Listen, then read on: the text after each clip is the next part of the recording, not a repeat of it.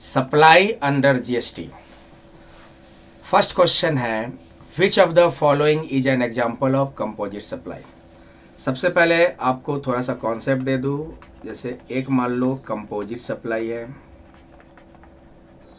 और एक हो गया आपका मिक्स्ड सप्लाई। कंपोजिट सप्लाई का मतलब क्या है, तो इसको एग्जाम्पल से समझते हैं, जैसे कि charger supplied along with mobile phones. यानी कि अगर हम मोबाइल फ़ोन खरीदते हैं तो साथ में हमें क्या मिलता है, चार्जर मिलता है। तो ये कौन सा सप्लाई हो गया, कंपोजिट सप्लाई हो गया। अब मिक्स सप्लाई का एक एग्जांपल ले लो, जैसे कि एक गिफ्ट पैक करवा रहे हैं, मान लो एक gift pack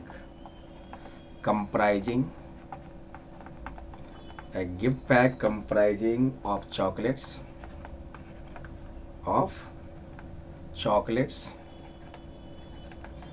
candies, sweets and balloons.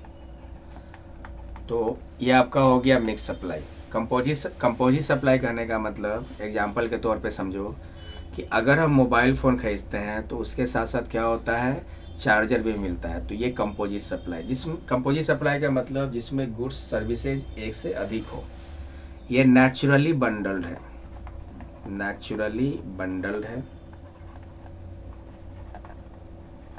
और ये नेचुरली बंडल्ड नहीं है। इसमें हम गिफ्ट पैक करवा रहे हैं तो हम एक तरह से समझो कि ऑर्डर दे रहे हैं, हम बता रहे हैं सप्लायर को कि हमको ये चीज़ चाहिए, हमको क्या कीजिए, एक गिफ्ट पैक दे दो।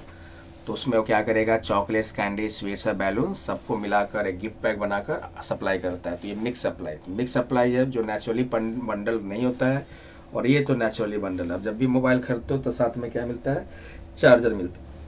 बहुत सारी मोबाइल कंपनी है जो मोबाइल के साथ साथ चार्जर भी सप्लाई करती है। तो ये नेचुरली बंडल्ड है, ये कंपोजिट सप्लाई। और मिक्स सप्लाई का मतलब होता है कि जैसे gift pack comprising of chocolate, इसमें एक गिफ्ट पैक करवा लो जिसमें चॉकलेट, कैंडी, स्वीट्स, बैलून ये सब डाल लो, तो मिक्स सप्लाई हो गया। तो ये नेचुरली बंडल्ड नहीं होता है। इसमें कह सकते हो कंपोजिट सप्लाई का मतलब कंसिस्ट ऑफ 2 और मोर सप्लाईज। इसमें 2 या 2 से अधिक सप्लाईज होगा, चाहे वो गुड्स हो या सर्विस हो। और इसमें क्या होगा तुम्हारा, consist of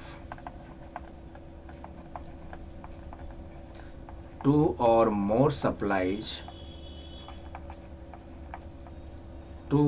supplies for a single price. इसमें क्या होता है, एक सिंगल प्राइस पे आपको सप्लाई मिलेगा। जैसे गिफ्ट पैक करवाया तो सभी को मिलाकर एक सिंगल प्राइस पे आपको गिफ्ट पैक दिया जा रहा है।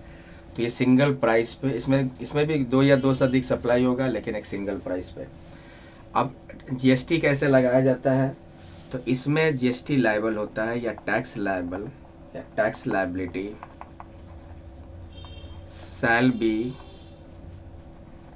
Rate of principal supply.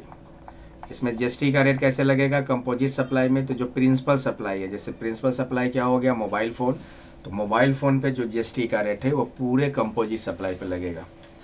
और मिक्स सप्लाई में क्या होता है, जैसे कि एक गिफ्ट पैक करवा रहे हैं, मान लो इसमें 4 प्रोडक्ट है, जैसे चॉकलेट, इसमें मान लो 12% का जीएसटी रेट है, मान लो कैंडीज पे 10% का जीएसटी रेट है, स्वीट्स पे मान लो 8% का जीएसटी रेट है, अब बैलून पे मान लो 6% का जीएसटी रेट है। तो जो सबसे हायर रेट ऑफ जीएसटी होता है उस रेट से चार्ज होगा। यानी कि इसमें क्या होता है, हायर रेट या हाईएस्ट रेट ऑफ जीएसटी। तो अगर मिक्स सप्लाई है तो बहुत सारे प्रोडक्ट है, उस पर अलग अलग रेट से जीएसटी लगते हैं। तो जो जीएसटी रेट सबसे अधिक होगा उसी रेट से जीएसटी लगाए जाते हैं मिक्स सप्लाई में। कंपोजिट सप्लाई में जो प्रिंसिपल सप्लाई है, जैसे मोबाइल फ़ोन के साथ हमको चार्जर मिल रहा है तो हम एक्चुअल में मोबाइल फ़ोन ही खरीद रहे हैं, तो ये प्रिंसिपल सप्लाई हो गया। तो जो मोबाइल फ़ोन पे जो जीएसटी का रेट होगा उसी रेट से जीएसटी लगाए जाएंगे जो कंपोजिट सप्लाई में। तो अब क्वेश्चन का आंसर दे दो, विच of the following is an example of composite supply. Composite supply मतलब जिसमें 2 या 2 से अधिक सप्लाई हो और नेचुरली बंडल्ड हो। जैसे देखो पहला है गिफ्ट हैम्पर, तो गिफ्ट हैम्पर की बात आ रहा है, ये तो मिक्स्ड सप्लाई हो गया। थर्ड नंबर देखोगे एक shop selling fruits and vegetables साथ में, तो ये भी मिक्स सप्लाई हो गया। एक पैक है जिसमें फ्रूट सब्जी दोनों है। Combo pack of shoes and belt, ये भी आपका मिक्स्ड सप्लाई हो गया। बी नंबर देखोगे ध्यान से, एकोमोडेशन इन अ होटल। होटल में अगर हम ठहरते हैं तो हमको साथ में क्या मिलता है, ब्रेकफास्ट मिलता है, तो ये नेचुरली बंडल रही है। मैक्सिमम होटल करती है कि वो एकोमोडेशन के साथ साथ ब्रेकफास्ट आपका प्रोवाइड करती है, तो ये हो गया आपका कंपोजिट सप्लाई। ये हो गया आपका कंपोजिट सप्लाई, नेचुरली बंडल्ड है। तो आंसर 1 का हो गया बी। सेकेंड नंबर है, इन the case of a composite supply the GST rate is applied based on. Composite supply के केस में क्या होगा, कंपोजिट सप्लाई के केस में जीएसटी जो है वो क्या होगा, प्रिंसिपल सप्लाई जो है उस पे उस रेट से जीएसटी लगेगा, प्रिंसिपल। तो the highest rate among the supply नहीं, lowest rate among the supply नहीं, the rate of the principal supply. तो in the case of composite supply GST rate कौन वाला लगेगा, जैसे मोबाइल फ़ोन के साथ हमको चार्जर मिल रहा है तो यहाँ पे प्रिंसिपल सप्लाई हो गया मोबाइल फ़ोन। तो मोबाइल फ़ोन पे जो जीएसटी जिस रेट से लगाया जाता है वही रेट पे जीएसटी लगेगा कंपोजिट सप्लाई में। तो ये आपका बेसिकली कंपोजिट सप्लाई का क्वेश्चन है 2 का सी। तीसरा नंबर, which of the following statements about mix supply. तो मिक्स सप्लाई का मतलब इट कंसिस्ट ऑफ गुड्स और services that are naturally bundled. तो जो नेचुरली बंडल्ड है वो कौन सा हो गया, कंपोजिट सप्लाई हो गया। The GST rate of the principal supply is applied. Principal supply के रेट से जो जीएसटी लगता है वो आपका कंपोजिट सप्लाई में लगता है, ना कि मिक्स सप्लाई। क्वेश्चन पूछ रहा है मिक्स सप्लाई के बारे में। सी है the highest GST rate among the items in supply है, ये आपका मिक्स सप्लाई हो गया। अगर मान लो एक गिफ्ट पैक है उसमें 4 प्रोडक्ट है, तो जिस प्रोडक्ट का जीएसटी रेट सबसे अधिक होगा उसी रेट से पूरे सप्लाई पे यानी पूरे मिक्स सप्लाई पे जीएसटी लगाया जाएगा। तो आंसर हो गया C. It only applies to good, ऐसा जो नहीं, मिक्स सप्लाई में गुड्स एंड सर्विसेज दोनों होते हैं, तो ये तो स्टेटमेंट ही गलत है। आंसर 3 का सी। 4 number, A retailer sells a combo of a washing machine and a vacuum cleaner at a single price। तो सिंगल प्राइस की बात कर रही है, मतलब कि ये मिक्स सप्लाई हो गया। मिक्स सप्लाई कौन सा supply, mix supply. This is an example of mix supply. यहाँ देख सकते हो, consist of 2 or more supplies for a single price is called mixed supply। Answer B. Next, what is the key difference between composite supply and mix supply. तो चलो एक एक करके पढ़ते हैं। Composite supply applies only to goods, नहीं, goods and services दोनों पे आएगा, तो ऐसे ही गलत हो गया। मिक्स सप्लाई भी गुड्स एंड सर्विसेज दोनों पे। सेकेंड बी देखोगे, composite supply consist of naturally bundled item, बिल्कुल सही। और mix supply consist of item not naturally bundled, तो बिल्कुल सही। कंपोजिट सप्लाई में नेचुरली बंडल्ड और मिक्स सप्लाई में आइटम जो होते हैं नेचुरली बंडल नहीं होता है। सी क्या कर रहा है, कंपोजिट सप्लाई अप्लाइड, गलत है। कंपोजिट सप्लाई में जो रेट ऑफ प्रिंसिपल सप्लाई होता है उस रेट से जीएसटी लगाए जाते हैं, और मिक्स सप्लाई में जो हायर रेट है वो उस रेट से जीएसटी लगाए जाते हैं। डी है composite supply is tax the highest, ये उल्टा बोल दिया, mix supply is tax at the highest rate, whereas mixed supply is taxed at the principal supply, उल्टा composite supply is taxed at the principal supply rate. तो answer इसका हो जाएगा B. दोनों में डिफरेंस आपका बताना था, तो B. 6, which of the following is considered a non supply under GST. यानी जीएसटी के अंदर में से इनमें से कौन सा सप्लाई नहीं आता है। Sale of goods by a retailer, ये तो सप्लाई अंडर जीएसटी होगा। सी देखोगे, services provided by a restaurant, ये भी सप्लाई अंडर जीएसटी है। हम लोग रेस्टोरेंट में सर्विस लेते हैं तो बिल जो मिलता है उसमें जीएसटी लगता है।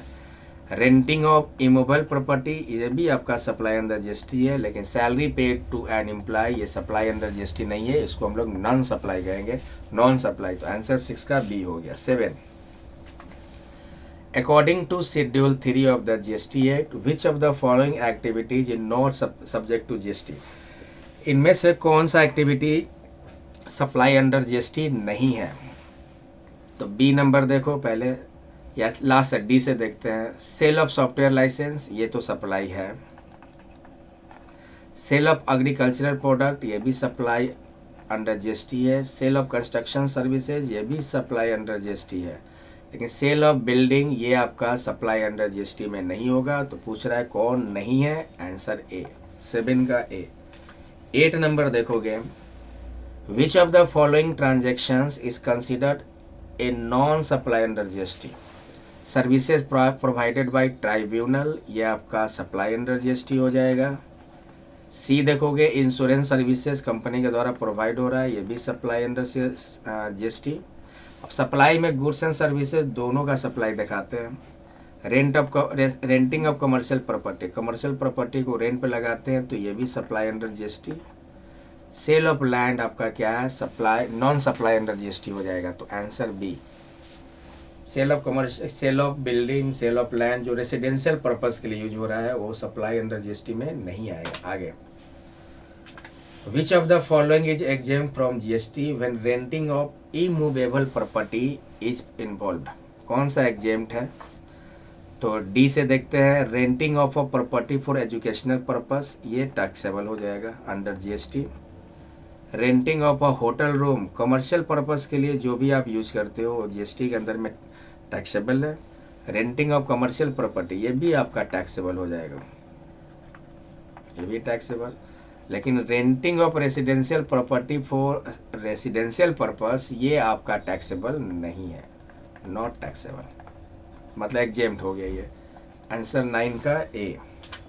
10 number, what is the GST rate applicable on renting of commercial E movable property. तो इसको याद रखो, 18%। नेक्स्ट क्वेश्चन है, which of the following is true about the security deposit in renting of E movable property under GST. इनमें से कौन सा security deposit से संबंध में सही स्टेटमेंट है। तो फर्स्ट है, security deposit is subject to GST, ये तो रॉन्ग हो गया। डी नंबर देखो, security deposit is treated as advance payment, security deposit पे कोई जीएसटी नहीं, security deposit is not subject to GST, answer B. तो 11 का बी हो गया। तो ये था हमारा सप्लाई अंडर जीएसटी। उम्मीद करता हूँ कि लेक्चर समझ में आया हो, नहीं समझ में आया तो फिर से रिपीट करके देख लोगे। Thank you for watching.